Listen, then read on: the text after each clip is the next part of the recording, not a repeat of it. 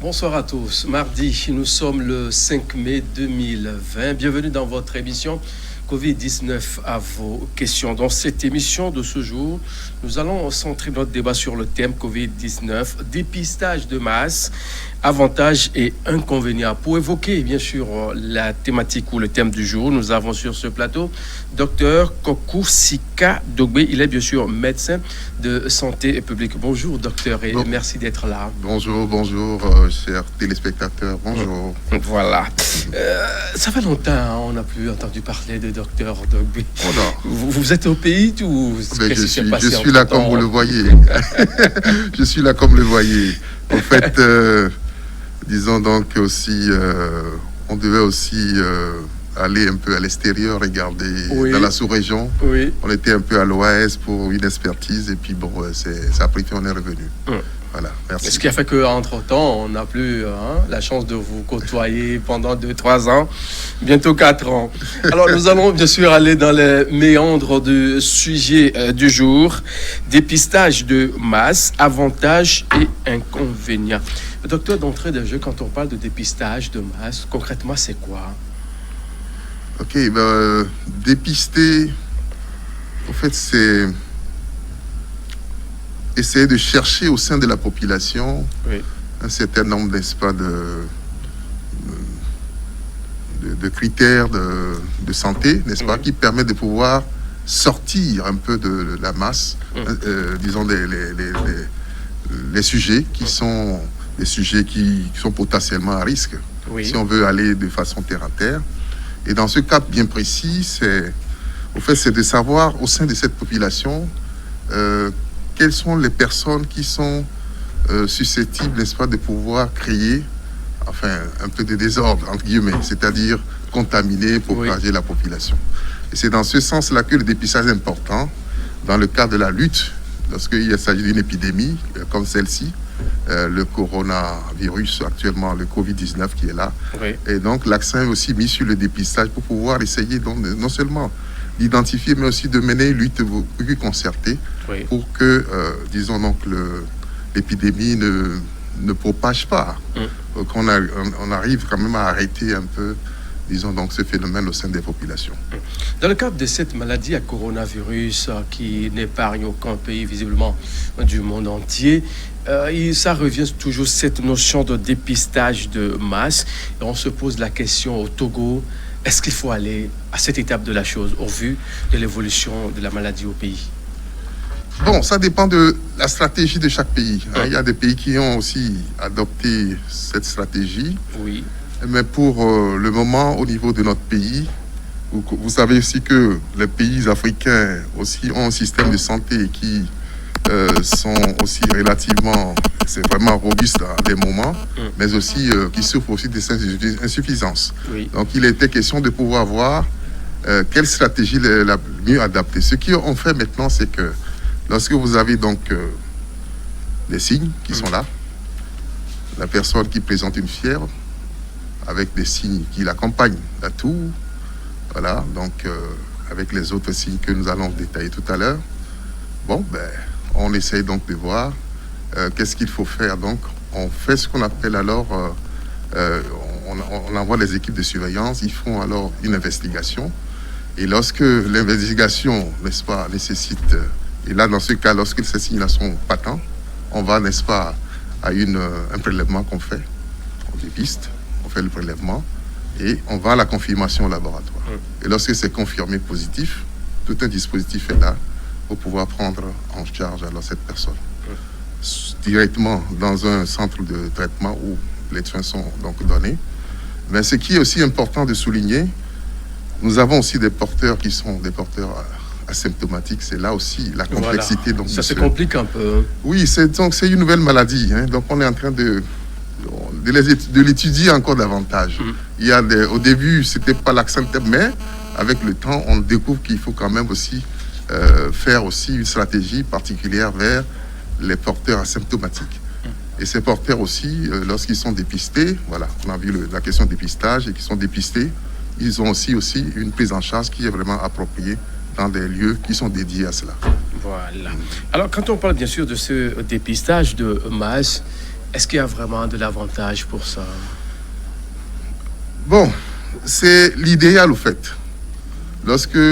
C'est comme vous voyez dans les pays européens, c'est-à-dire que c'est la masse. Lorsque, à moins d'occasions, on fait des prélèvements et puis on dépiste de façon au sein de la population.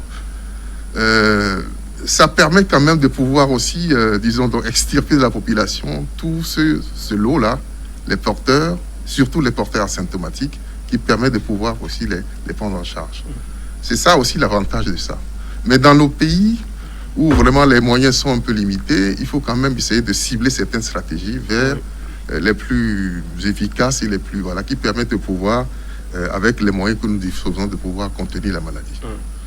À côté de ça, les inconvénients? Non, c'est en termes de préparation. Lorsque vous adoptez une stratégie, il faut en amont mettre en jeu un certain nombre de dispositifs. D'accord? Je crois qu'il y a quand même des instances qui sont là. Les techniciens aussi sont là, qui proposent en fonction de l'évolution, n'est-ce pas, de la maladie. Et puis bon, il y a des prises de décision qui se font à un certain niveau, n'est-ce pas, de la hiérarchie, qui permet de pouvoir dire, voilà, nous allons dans tel sens ou pas. Parfait. Vous regardez votre émission Covid-19 à vos questions de ce 5 mai 2020. Nous allons devoir aller sur la cellule, voir ce que propose la cellule Riposte en matière d'information aussi fiable sur les chiffres de ce jour.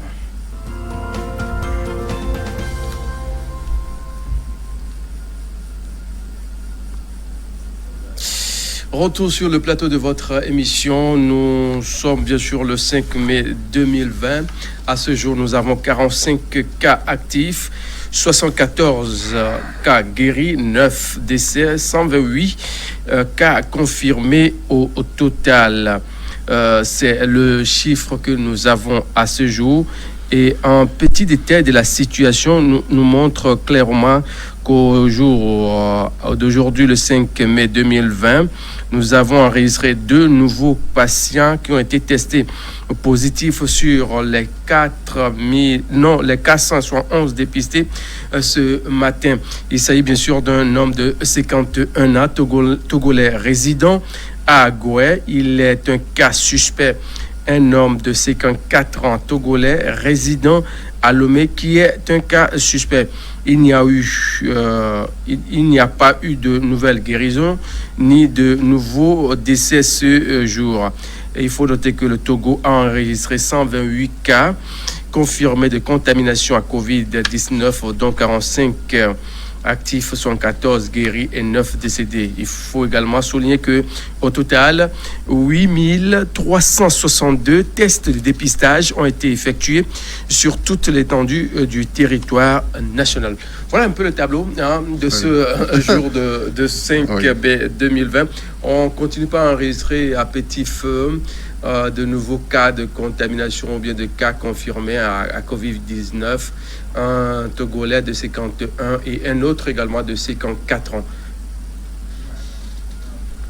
Oui, effectivement, il faut quand même dire que on continue pas à enregistrer des cas. Parce que, vous savez, le gouvernement a mis en place ou a édicté des mesures qui sont préconisées, n'est-ce pas, à l'endroit des populations, que nous allons peut-être rappeler après. Mais nous devons aussi avoir aussi une discipline, si vous voulez, individuelle, et puis discipline collective, qui permet de pouvoir, non seulement en tant qu'individu, respecter ces mesures de barrière-là, les mesures barrières, je veux dire, et puis aussi servir aussi, n'est-ce pas, de courroie de transmission. Pourquoi pas? Je suis dans mon service, je suis dans ma maison, autour de moi, dans mon quartier, je dois aussi, de façon pédagogique aussi, porter le message. En fait, c'est ça qui est important dans ça. Porter l'information à ceux qui doutent toujours. Ceux qui doutent toujours, ceux qui sont là, qui ne veulent pas, etc. C'est important parce que lorsque c'est comme une chaîne, voilà. Lorsqu'il y a un maillon qui a un souci, c'est ça. Tout ce qu'on fera, bon, ça, il y aura toujours un impact par rapport à ça. C'est dire aussi, que c'est vrai que mais aussi quand vous regardez un peu dans la sous-région, un peu les stratégies diffèrent un tout petit peu. Vous voyez, le Ghana a déconfiné il y a 2-3 jours, je crois. Le Burkina, je crois que c'est hier, etc. Donc, on a commencé par ouvrir les marchés. Voilà, donc on ouvre les marchés, etc. Ceux qui sont confinés là-bas veulent revenir un peu au pays, vous comprenez. Alors, nos frontières en Afrique demeurent toujours poreuses. Voilà, poreuses. Et vous voyez que les compatriotes vont revenir, et lorsqu'ils reviennent, voilà. Donc, à partir de tout ça, là, lorsqu'on regarde, et chaque matin, nous faisons le point au sein du département, et lorsque nous voyons qu'il y a ces stratégies qui sont développées de part et d'autre, on réadapte un peu notre stratégie au niveau du pays pour permettre de contenir tout ça. Et ceux qui traversent la frontière doivent être identifiés, en même temps aussi d'être dépistés. Lorsqu'ils sont dépistés positifs, il faut un peu les isoler, etc. Donc tout ça là, c'est des stratégies. Voilà. Il y a aussi d'autres stratégies qui sont là, que nous pouvons aussi, qui sont un peu particulières. C'est aussi non seulement le suivi des contacts, on en parle autant. Il y a le suivi aussi des voyageurs dont je dis, ceux qui rentrent, etc. Mais actuellement aussi, il y a une stratégie qui va être mise en place très bientôt, si tout se déroule dans les bonnes conditions, le suivi des transporteurs. Vous savez que si on a ouvert un peu les corridors pour permettre aussi aux marchandises de pouvoir donc rentrer dans les zones. Voilà. Donc il faut quand même. Oui, ils vont pas manger, c'est important. Et donc, ça permet quand même de pouvoir un peu regarder aussi cette cible-là. Voilà, c'est une question des cibles. Regarder les cibles-là et voir comment il faut aussi surveiller. Voilà. Donc, c'est ça. Nous avons 2 cas, bon, c'est vrai, mais nous devons encore de temps en temps ou davantage aussi renforcer alors tout ce qui concerne les mesures barrières et permettre de pouvoir aussi endiguer, n'est-ce pas, ce problème de santé publique que nous connaissons dans le monde.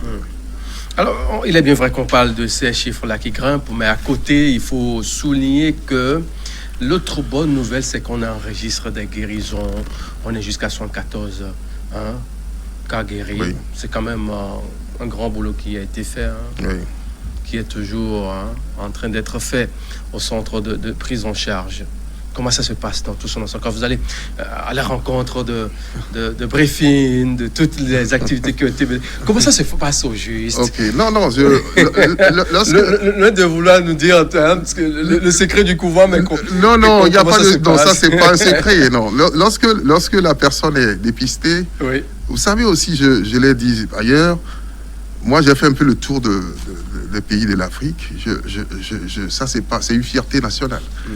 Vous avez un pays qui est bien structuré en termes d'organisation de services de santé. Ici, nous avons un dispositif un peu pyramidal qui permet de pouvoir, de la base jusqu'au niveau donc, intermédiaire, qu'il est le niveau district, district vient au niveau de la région, au niveau central, vous avez le point, n'est-ce pas, qui se fait de façon ascendante. Et à chaque niveau, il y a aussi un dispositif qui est là, qui permet de pouvoir... Vous savez, on a eu des cas à Djarkwanga. Mais il y a des structures qui sont organisées aussi là-bas, qui prennent en charge. Donc c'est comme ça que c'est organisé le système de santé. Tout ce qui se fait au niveau central a son démembrement au niveau régional et puis au niveau district qui permet de pouvoir... Il suffit qu'il y ait une très belle coordination, n'est-ce pas, de l'action et qu'on leur dote les moyens nécessaires pour permettre, n'est-ce pas, de pouvoir réaliser à bon escient donc, les missions qui leur sont assignées. Et donc, quand vous regardez un peu, c'est ça. Donc, vous avez aussi tout ce qui concerne alors, il y a tous ces piliers-là dont je viens de dire tout à l'heure. Il y a la surveillance qui surveille un peu. Lorsqu'il y a des cas, ils font l'investigation. Lorsqu'ils arrivent à faire le test et que le test est positif, on isole cette personne-là et on l'amène de façon sécurisée dans un centre de traitement. Mais ce n'est pas fini. Autour de cette personne-là, il faut chercher des contacts. Ceux qui ont eu des contacts avec ce cas-là, et puis essayer de les surveiller aussi. Donc, prendre la température le matin, soir, etc. Regarder s'ils font des signes. Si quelqu'un fait des signes, en même temps, on fait le test biologique qui est donc le laboratoire. Et puis ensuite, on arrive, n'est-ce pas, si c'est positif, on l'amène aussi au centre. C'est comme ça.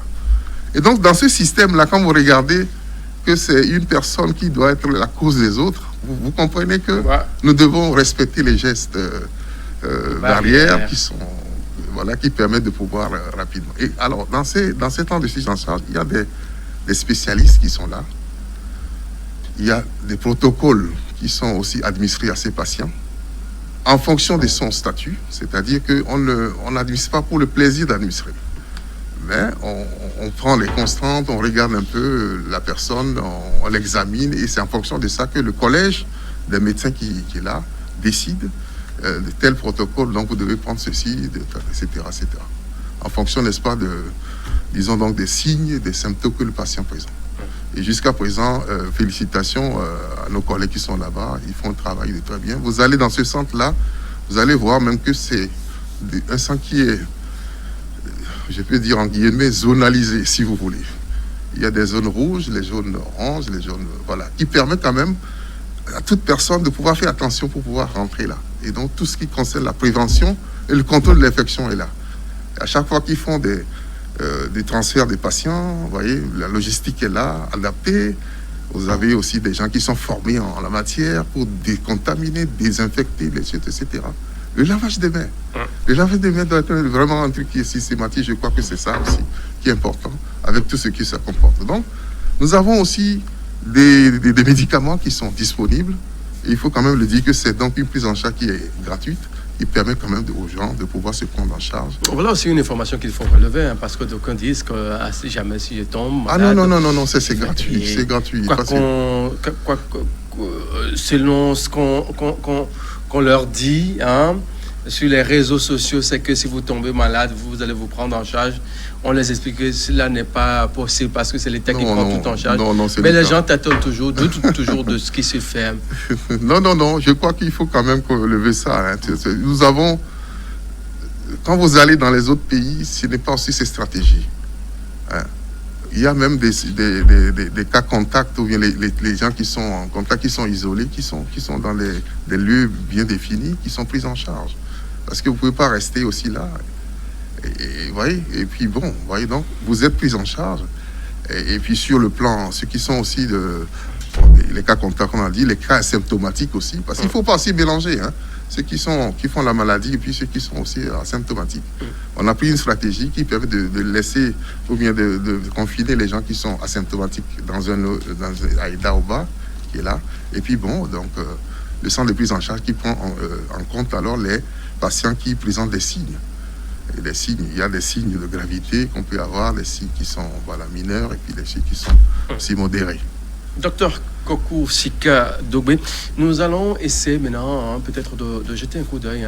Il y a de cela 2 mois au Togo que le premier cas a été signalé.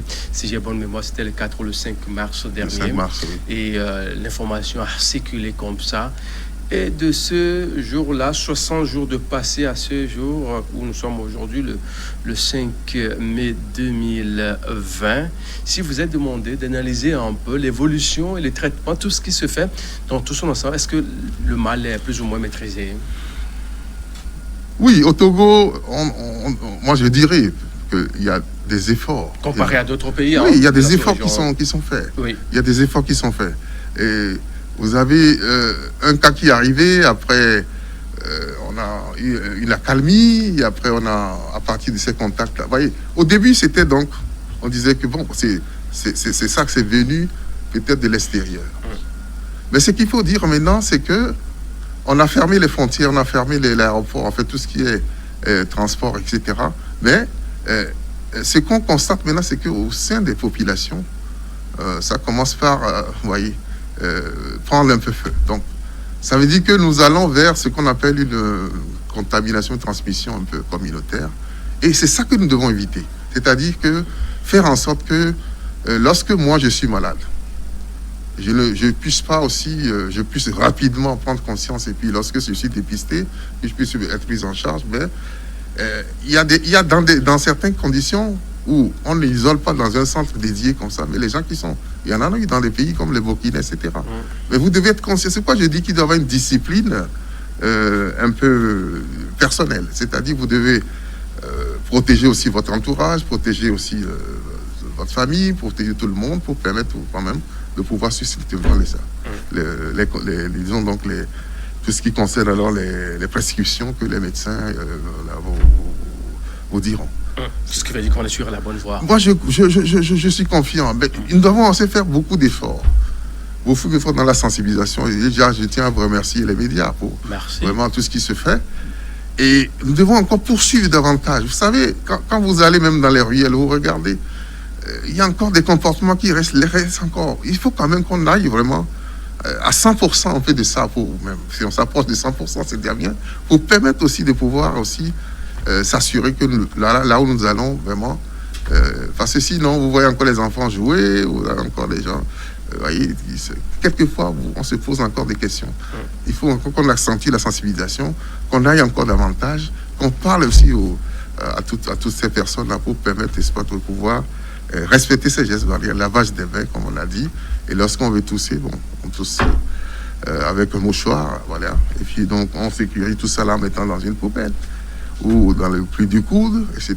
Et lorsqu'on est malade, voilà. Et puis respecter, comme nous le faisons ici, les questions de distanciation, voilà, sociales, qui sont aussi importantes. Voilà. Si vous venez à peine de nous choisir, vous êtes les bienvenus sur notre antenne et pour poser la question à l'invité sur ce plateau, docteur Kokou Sika Dogbe, qui est médecin de santé publique, vous le faites bien, sur le 70 26 76 76 70 26 76 76. Nous allons devoir prendre la toute première question qui nous dit ce qui suit. Bonsoir le plateau. Selon les informations, les sources de contamination de Covid sont les voies respiratoires. C'est pourquoi on interdit de toucher, d'éternuer, même de bâiller en groupe. Salir l'air autre n'est pas source de contamination.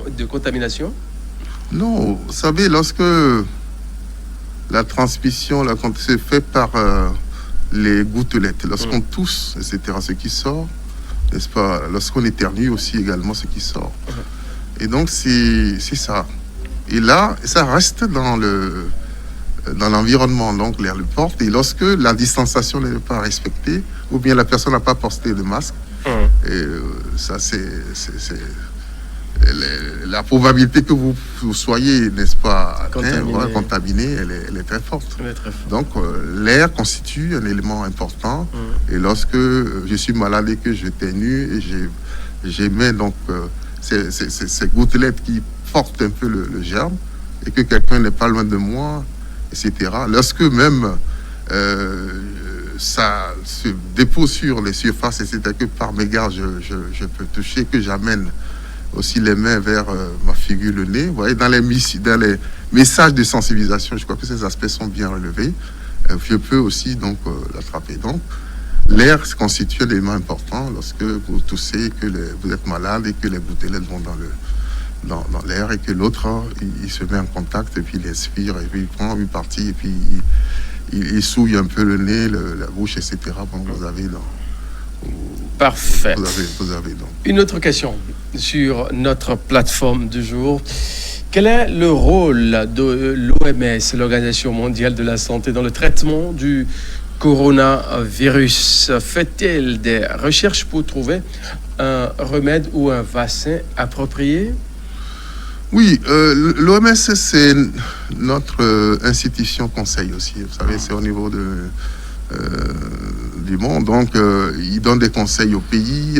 Tout ce que nous implémentons, d'ailleurs, je dirais que les réunions que nous faisons chaque matin au sein de l'institution, il y a la présence des experts de l'OMS qui regardent avec nous pour voir tout ce qu'on fait. Est-ce que c'est possible? Est-ce que c'est en accord aussi avec les recommandations internationales en la matière, etc. Ils sont nos conseillers. Et donc, ils nous assistent. Je crois que c'est leur rôle. Ils sont dans leur rôle. Et c'est important. Les recherches se font. Hein. Ils se font. Ça, c'est une nouvelle maladie. Et donc, à toutes les instances de l'OMS, comme au niveau des pays, il y a quand même des protocoles de recherche qui sont en train d'être développés pour pouvoir aussi mieux connaître la maladie et élaborer des stratégies pour mieux la combattre. Donc, voilà. Le médecin à pied d'œuvre. Hein, oui, le médecin à pied d'œuvre, voilà. Il donne des orientations au pays, et dans les pays aussi, il y a des études qui se mènent actuellement pour permettre de pouvoir mieux comprendre la maladie et mieux lutter contre ça. On va prendre encore une autre question dans cette émission, c'est sur le 70-26, 76-76. Mon inquiétude est la suivante. Certaines personnes atteintes de Covid-19 ne présentent pas de symptômes, ce qui est très grave car ignorant d'être atteintes, ces personnes ne sont pas mises en quarantaine et pourront contaminer plusieurs autres personnes. Moi, je propose un test pour tous. Voilà. Non, je crois que c'est l'idéal, je l'ai dit au départ. Mais c'est des moyens importants. Oui, c'est des moyens importants. Je crois que l'État fait beaucoup d'efforts aussi pour disponibiliser les tests. Tout à l'heure, on a dit autour de 8000, 8500 tests déjà qui sont... vous savez aussi que c'est tous les pays qui sont atteints. Hein. Et actuellement, même au niveau international, c'est difficile aussi. Les problèmes de masques se posent, etc. Mais bon, donc ça, c'est aussi un autre aspect de la chose. Mais c'est important de le dire que lorsque quelqu'un, ce qui est important, lorsque quelqu'un présente des signes, la personne est vraiment dépistée et isolée. Proposer aussi pour que tout le monde soit dépisté, c'est l'idéal. Mais il faut voir aussi... est-ce que vraiment... La faisabilité, voilà. Est-ce que nous pouvons... Ouais, c'est un peu ça, quoi. Donc, lorsque nous avons... on a quand même des dépistages, comme vous le disiez, qui sont un peu syndromiques. Lorsque la personne... on fait ce qu'on appelle une investigation, on pose des questions à la personne, on sait déjà... Est-ce qu'on est vers un cas suspect, etc. Un cas suspect, alors donc le cas suspect, on le confirme et puis bon, on le prend en charge. On regarde autour de cette personne, on les contacts, on les suit comme de l'huile sur le feu. Et lorsqu'il y a un problème, on les dépiste aussi, on les prend, on les isole et on les prend en charge. Merci. Voilà. Mais les cas asymptomatiques, je viens de le dire, c'est important. C'est-à-dire les gens qui sont là, effectivement, ils ne font pas de signes, mais ils sont au sein de la population. Ça aussi, c'est un autre aspect. C'est des dangers. C'est des dangers. C'est pour cela, nous revenons toujours sur les mesures barrières. Oui. C'est la seule solution. C'est-à-dire que si quelqu'un est asymptomatique et ne porte pas les mesures barrières, il peut transmettre. Facilement, voilà. Distribuer. Voilà. Donc l'auditeur, je crois qu'il a raison. Il faut vraiment un dépistage de marche, mais à cette étape-là, c'est la stratégie que nous avions commencé par adopter. Peut-être que, avec le temps, si les moyens sont vraiment disponible, on peut aller à un décision systématique de toute la population. Merci bien. Une autre question également que nous venons à peine d'enregistrer, nous dit Skilsu. Bonjour, quelle est la situation à Thiévier? Est-ce que Thiévier est concerné dans cette affaire, vraiment? Parce qu'il y a des suspicions, là, qui disent qu'il y a des cas confirmés à Thiévier. Bon, sinon, la situation jusqu'à hier, je crois que de toute façon, il faut dire que c'est un contexte qu'il faut quand même le dire. Thiévier n'est pas loin, c'est la région maritime. Oui. Et la région maritime fait partie de ce dispositif-là qui est actuellement en Corse. Vous avez donc tout ça. Et c'est important de le dire que la Thiévier, c'est comme dans actuellement, vous savez, sur l'ensemble du pratiquement toutes les régions sont touchées. Oui. Et lorsque un district est touché, il faut faire très attention. Thiévier ou pas Thiévier, je crois que nous devons prendre les dispositions qui s'imposent pour que nous puissions vraiment, lorsqu'il y a un cas, on puisse les prendre en charge de façon pour ne pas faire des dégâts, pour éviter que d'autres personnes davantage, n'est-ce pas, se contaminent. Voilà. Parfait. Donc s'il y a un bouclage, je crois que voilà. Tout ça, on doit respecter. On dit c'est bouclé vers des Ticopés, mais ça passe toujours. Ça passe toujours. C'est important. De voies clandestines. Voilà, c'est ça. C'est pourquoi je parle de la discipline, de l'autodiscipline. C'est juste un temps. Et lorsqu'on passera ce temps, tout le monde pourra faire aussi librement ses activités. Quand on parle également de Thiévier, il faut parler aussi de certaines localités aussi, environnement. Oui. Maintenant, ce n'est plus les villes. Hein. On a parlé de Djarkonga. Ça aussi, c'est bien. Et tout ce qui est frontière, les dispositions sont prises pour que les districts puissent élaborer des stratégies beaucoup plus actives. Lorsqu'il y a des infiltrations, quelqu'un qui vient au sein de la communauté, qu'on puisse aussi voir, surtout provenant des pays...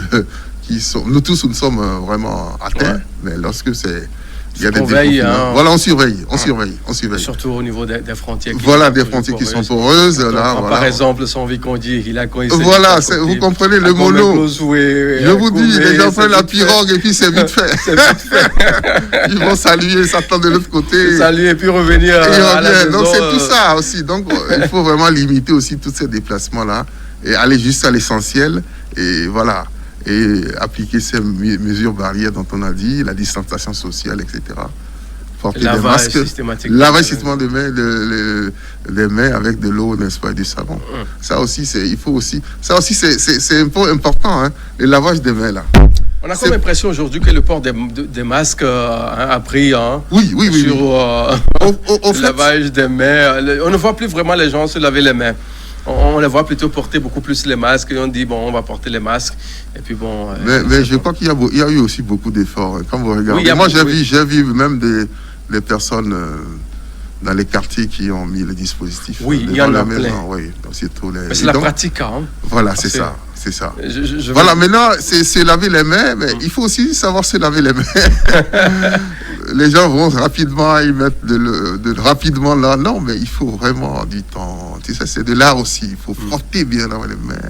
Les ongles, là, il faut les frotter entre les doigts, etc. Et puis, bon, il faut aussi un minimum de temps. Hein. Entre 45 secondes et 1 minute, c'est bon. Hein, vous lavez très bien. Et puis là, c'est ça qui est important. Ce n'est pas mettre la main sous l'eau et puis ressortir. Non. Sinon, vous n'aurez rien fait là. Voyez, vous devez laver pour que le microbe puisse partir. Sinon, vous risquez. Une autre question enregistrée nous dit ce qui suit. Que pensez-vous de l'utilisation d'Artemisia dans la lutte contre le Covid-19 ? Un produit qui fait débat. Oui, c'est un gros débat. C'est un gros débat. Bon, quand on suit un peu sur les ondes, en fait, c'est ça qui est là. Mais jusqu'à présent, je crois que je viens de le dire, il y a quand même des études qui sont en train de se faire au niveau donc de tous les pays, etc. Bon, je ne peux pas vraiment... Il y a des pays, j'ai vu un peu sur le Madagascar, les gens ont sorti des trucs, mais ce qui est important, c'est pour vous dire que nous sommes dans une période où vraiment, c'est une maladie que c'est maintenant qu'on est en train de rechercher davantage. Donc la recherche, comme on l'a dit tout à l'heure, continue, fait son chemin, et donc, on verra. Apparemment, sinon, le produit malgache avec l'Artemisia, qui est l'un des produits utilisés, fait bien l'affaire selon les premières autorités. Parce qu'aujourd'hui, ils n'ont pas enregistré de décès. Le nombre de cas guéris continue pas à augmenter. On se dit, bon, pourquoi ne pas aller peut-être vers le miracle malgache que de respecter rien que le protocole de l'utilisation de ce produit, la chloroquine, que je ne veux pas prononcer, chloroquine, l'azithromycine. Oui, au fait, ça dit que chaque pays adopte un peu sa stratégie, comme je le dis. Au Togo, c'est ça, pour la prise en charge. Oui. Je répète encore, c'est pas pour la prophylaxie. Okay. Pour la prise en charge, vous avez donc ce protocole-là qui est administré, mais en milieu hospitalier. On ne le fait pas parce que, non, on le fait en milieu hospitalier, c'est-à-dire lorsqu'on vous isole dans le centre de prise en charge, on vous met sur le protocole en fonction de lorsqu'on vous examine, on dira, bon voilà, donc vous pouvez aller, voilà, et puis bon, on vous met sur ça. Sinon, l'Artemisia, c'est vrai que c'est une plante qui a été exploitée dans le temps, etc. Mais pour le moment, ce qui est important, c'est que les protocoles qui sont actuellement en vigueur au Togo n'intègrent pas l'Artemisia. Bon, peut-être si les preuves sont faites sur ce produit suffisamment, n'est-ce pas, sur ce produit, peut-être que le comité scientifique peut aviser, puis voir. Pour le moment, ce qui se passe au Togo, c'est à base, n'est-ce pas, de ces produits, notamment donc la chloroquine, l'hydroxychloroquine, avec aussi l'azithromycine et d'autres schémas thérapeutiques adjuvants qui sont donnés pour pouvoir aussi donc atténuer un peu la souffrance du patient. En fait, c'est ça. Les recherches se poursuivent, c'est tout ce qu'il faut dire. Okay. Même l'OMS aussi continue à le dire, les recherches vont se poursuivre on ne peut pas aussi se prononcer directement comme ça, mais les recherches se poursuivent. Lorsque ça sera avec des preuves factuelles, eh bien, on peut aussi adopter, pourquoi pas, si les preuves sont évidentes et que c'est scientifiquement démontré. Et est-ce qu'un cas guéri peut être réinfecté? Parce que la question revient très, très souvent. Si je vous dis que c'est une nouvelle maladie, une nouvelle maladie, oui. Voilà, qui... Et quand vous écoutez un peu sur les ondes aussi, c'est des questions, on se pose encore beaucoup de questions. Il est vrai que lorsque vous faites la maladie, vous avez quand même une immunité, mais les études continuent toujours. Est-ce qu'il peut encore avoir, voilà, quelqu'un qui est malade, qui peut, voilà, tous ces aspects-là sont en train d'être étudiés, mais je crois que même lorsqu'on est guéri, lorsque vous sortez, n'est-ce pas, du schéma du traitement, vous devez toujours continuer par respecter ces gestes barrières-là. C'est-à-dire, porter des masques, laver les mains, etc. C'est pas parce qu'on est guéri, on va se permettre de dire, je suis guéri, etc. Donc, vous pouvez être surpris aussi, parce que c'est une question d'humilité de la personne. Voyez. Vous avez vu aussi que des sujets sont très sensibles lorsque il y a les comorbidités, c'est-à-dire que les gens qui ont d'autres maladies qui sont associées, les gens qui ont l'âge, etc. D'autres pathologies voilà. avant d'être contaminés. Je reviens encore sur ça, cette discipline, disons donc, l'autodiscipline que nous devons adopter et puis donc aussi transmettre aussi au sein de nous, autour de nous, tout ce qui concerne ces mesures-là pour permettre de pouvoir donc,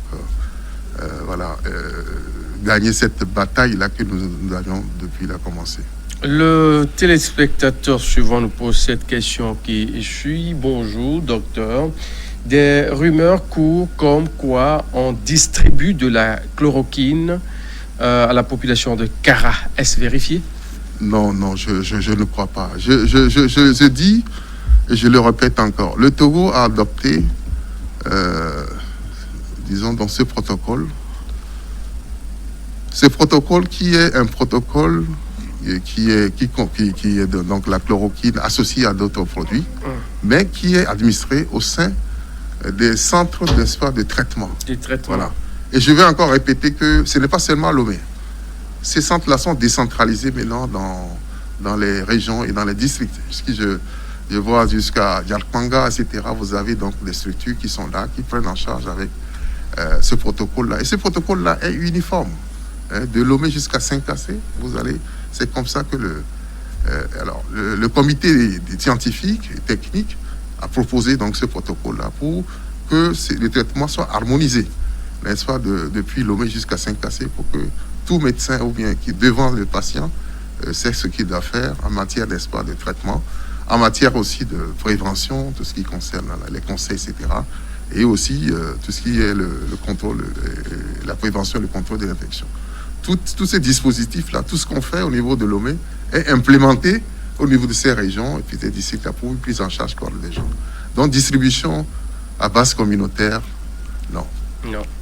C'est une fausse information. Non, c'est une fausse information. Ça, je l'affirme.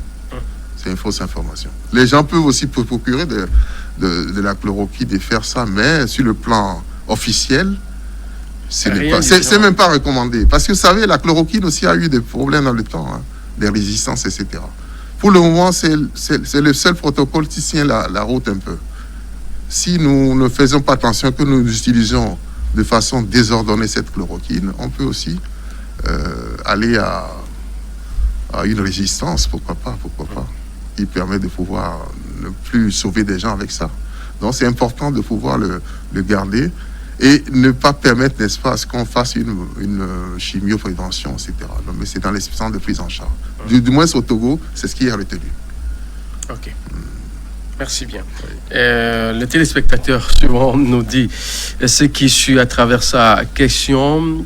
Bonsoir. Pour les cas positifs, cela veut dire qu'ils peuvent longtemps vivre avec la maladie. Enfin, si quelqu'un a déclaré cas positif, est-ce que cela vient à dire que la personne va vivre longtemps avec la maladie? C'est ce que ça veut dire? Non. Selon le téléspectateur. Ah oui, d'accord. Oui, non, je comprends. Oui. Non, si vous êtes en contact avec la maladie et que on vous dépiste, n'est-ce pas, positif, mais on vous isole dans un centre de traitement et vous êtes pris en charge. Mais avant de sortir, vous voyez sur le tableau de trucs de l'État, on a bien dit, il est guéri. Avant de sortir, il y a quand même des tests. Hein. Le cours de sortir, on doit faire des séries de tests de laboratoire pour vous déclarer que vous êtes guéri. Et si vous êtes guéri, bon voilà, donc le protocole vous dit, bon, vous sortez. Et je répète encore que quand vous sortez, ce n'est pas victoire, n'est-ce pas? Vous devez toujours respecter, n'est-ce pas, les gestes barrières pour essayer donc voilà de pouvoir. C'est important ça, sinon nous sommes dans une communauté, c'est vrai, et je l'ai dit que là c'est comme une chaîne, et lorsque il y a un maillon qui manque, vous allez voir que ça serait un peu catastrophique.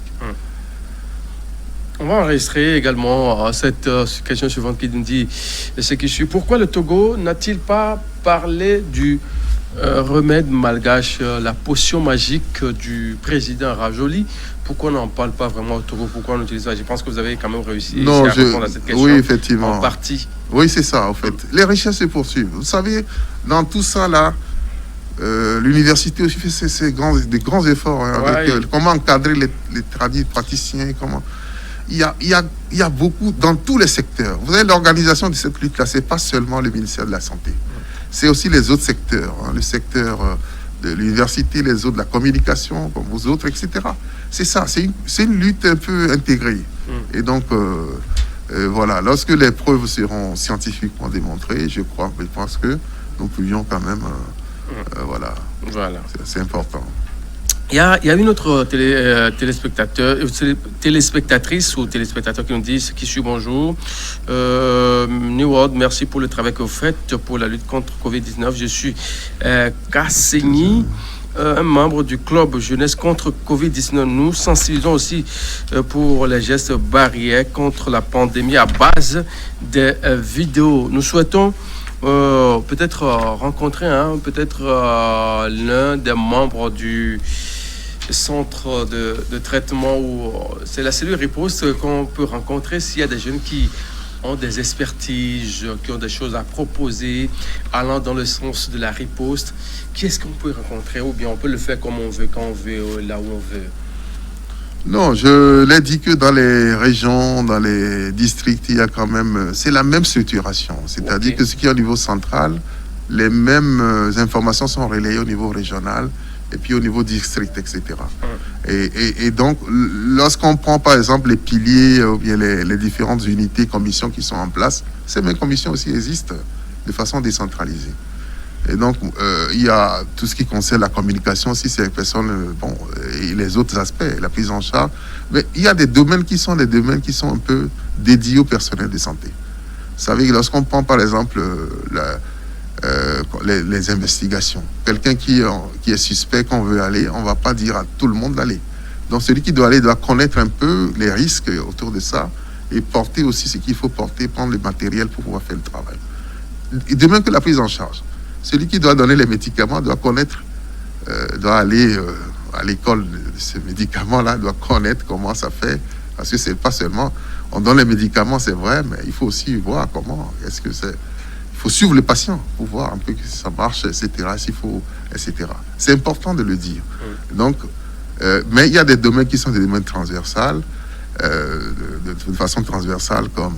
lorsqu'on parle de communication, etc. Donc, ça, c'est aussi possible, ou d'autres domaines qui permettent de pouvoir, n'est-ce pas, sensibiliser les gens, etc. C'est important de le dire. Sinon, on pourrait mobiliser des acteurs, mais si on ne sait pas les encadrer, on va encore propager davantage. Donc, important de pouvoir cadrer les débats. Donc, au niveau de chaque district, de région, il y a ces comités-là qui sont animés. Et je crois que si le téléspectateur peut prendre la tâche avec... le directeur préfectoral, même au niveau du préfet, je crois que les réponses appropriées seront données. On va encore prendre une ou deux questions pour clôturer cette émission, puisqu'on est pratiquement à la fin. Bonsoir, mes chers. S'il vous plaît, donnez la situation de la région Caracas. Pour le moment, c'est le cas Bafilo que vous avez fait cas, mais des rumeurs sur certains cas dans la Koza, Yadé et Tchitchaou, dont l'appel au 111 le confirme, mais vous n'avez pas fait mention. Est-ce qu'il y a des cas suspects ou des cas confirmés à Yadé et Tchitchaou dans la Koza? Non, dans la Cara, c'est le cas de Bafilo. Je crois que c'est déjà compris. Et je dis que toutes les régions sont, disons, lorsqu'on prend de façon territoriale, toutes les régions sont concernées. Donc, nous devons d'abord davantage faire en sorte qu'on n'ait pas quand même cette propagation un peu à l'intérieur des communautés. Donc, pour le moment, jusqu'à ce que je ne vienne ici, je crois que c'est là. Mais ce qu'il faut dire, il y a des alertes. C'est-à-dire que les gens donnent des alertes sur la 111 et nos équipes qui sont décentralisées, je disais là, la surveillance va pour investiguer, n'est-ce pas, ces alertes. S'assurer la véracité de ce qui a été donné comme information. Chaque jour, nous avons ces alertes-là. Ouais. Il y en a de plein. Et donc, ils vont investiguer. Quelquefois, lorsqu'ils investiguent, ces alertes-là peuvent être aussi des cas suspects et qui vont confirmer après. Donc, c'est ça le dispositif. Ça peut être une alerte, mais lorsqu'on va et qu'on investigue, on trouve que ce n'est pas le bon, vous voyez. Mais c'est des cas qu'il faut prendre au sérieux. Lorsqu'il y a des alertes, on informe la région, on informe donc le district en question, ils mobilisent son équipe, ils vont vers, disons, le cas, ils investiguent, et puis ils tirent des comptes, ils font la compte. Mais si c'est pas... Mais jusqu'à présent, je crois qu'on a déjà la Cara, on n'a pas encore. Mais je suis ici, je ne sais pas s'il y a encore des choses qui se font, mais on va croiser les doigts pour que ça ne se fasse pas ainsi. Voilà, docteur Kokusika Dogbe, on est pratiquement à la fin de l'émission. Quelques mesures à l'endroit des téléspectateurs, rappel de quelques gestes peut-être. Oui, non, c'est ça, c'est le lavage des mains. Nous ne cesserons de le dire, lavage des mains à l'eau et au savon. Et se laver correctement les mains. Ça, moi, j'insiste encore là-dessus. Ou lorsqu'on n'a pas ça, c'est les gels hydroalcooliques. Les gels hydroalcooliques, c'est aussi une méthode, mais les lavages des mains, c'est plus recommandé. Maintenant, lorsque vous toussez, vous devez utiliser donc les papiers mouchoirs que tout le monde a. Et lorsque vous devez le jeter dans des poubelles avec couvercle pour que il n'y ait pas de voilà. Autre aspect, lorsque effectivement vous n'avez pas ces conditions-là, vous pouvez tousser dans le creux du coude, c'est important. Les mesures de distanciation, on l'a dit tout à l'heure, donc plus de rassemblements, des choses sont limitées, plus de salutation, d'accolade, etc. Et lorsque vous avez dans la communauté quelqu'un qui, tout à l'heure on en a discuté, qui présente les signes dont on a dit tout à l'heure, la fièvre, etc., avec les toux, etc., donc vous alertez un peu la 111 et une équipe décentralisée, voilà, donc viendra investiguer, voilà, vous donner des conseils appropriés, etc. Et lorsque c'est positif, on vous mettra dans un centre d'isolement avec le traitement que l'État a mis à disposition. Merci docteur Kokusika Dogbe, merci d'être passé sur ce plateau. Merci beaucoup, merci aux téléspectateurs. Mesdames et messieurs, c'est ainsi que nous arrivons au terme de cette émission. Très bonne suite de nos programmes à vous tous et à très vite. D'accord, merci.